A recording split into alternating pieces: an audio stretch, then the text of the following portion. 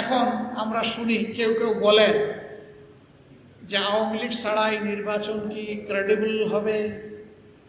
আমি জিজ্ঞাসা করতে চাই, আওয়ামী লীগ নির্বাচন কখন চেয়েছে?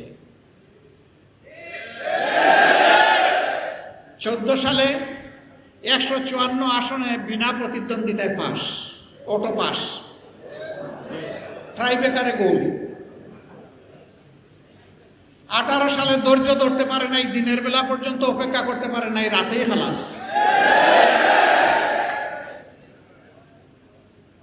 24 সালে সবাইকে জেলের মধ্যে ঢুকাইয়া একদম ফিটফাট। এখন ক্যান্ডিডেট খুঁজে পায় না কন্টেস্ট করার জন্য, দামি ক্যান্ডিডেট, দামি পার্লামেন্ট, দামি মন্ত্রী পরিষদ, দামি প্রধানমন্ত্রী, সব কিছুই দামি। যারা নিজেরাই নির্বাচনে বিশ্বাস করে না, তাদেরকে আবার আপনি নির্বাচনে আনবেন কিভাবে?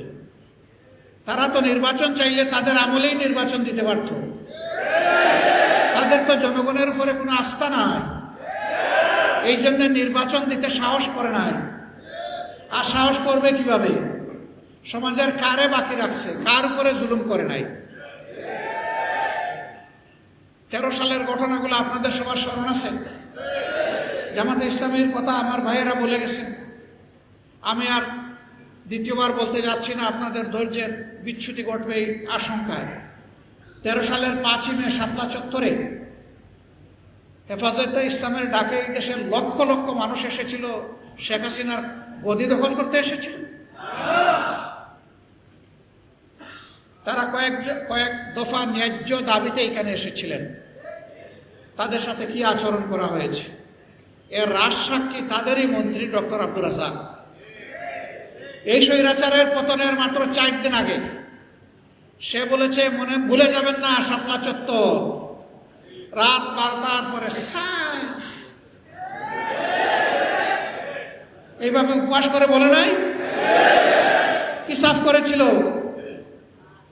কোরআনের হাফিজদেরকে, হাদিসের মুহাদ্দিসদেরকে, কোরআনের মুফাসসিরকে, মুদাররিসকে, এতিম শিশুদেরকে যারা নির্বিচারে গুলি করে রাতের বেলা হত্যা করেছিল, তাদের ভাষায় এটা ছিল সাফ।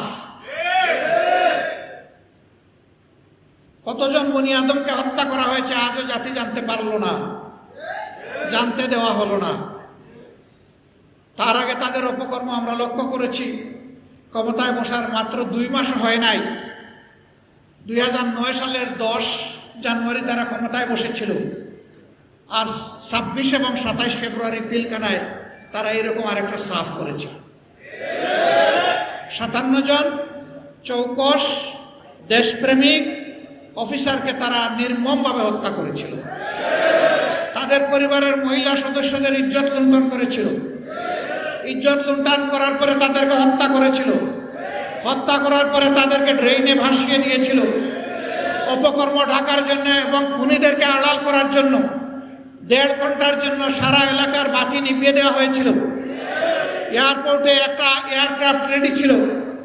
এর জবাব এই জাতিকে পেতে হবে ইনশাআল্লাহ। সম্মানিত সুধী মণ্ডলী, কেন সেনাবাহিনীর উপরে তো রাগ কেন? কারণ আমাদের সেনাবাহিনী দেশপ্রেমিক। আমাদের সেনাবাহিনীর লড়ে যাওয়ার ঐতিহ্য আছে। দেশের ক্রান্তিকালে তারা ঝাঁপায়ে পড়ে, এবারকার বন্যায় আমরা তাদের সেই কর্মগুলো দেখেছি। এরকম একটা সেনাবাহিনী সবাই সহ্য করতে পারবে না। একটা প্রবাদ আছে, ভাত গরম হলে মেহমানের জন্য সুবিধা, কিন্তু বিড়ালের জন্য অসুবিধা। গরম ভাতে বিড়াল মন খারাপ করে।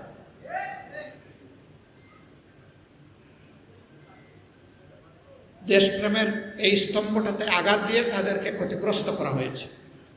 আরেকটা গর্বের বাহিনী বিডিআর ষড়যন্ত্র করে তাদেরকে ধ্বংস করা হয়েছে। আজকে বিডিআর নামের কোনো বাহিনী বাংলাদেশে নাই।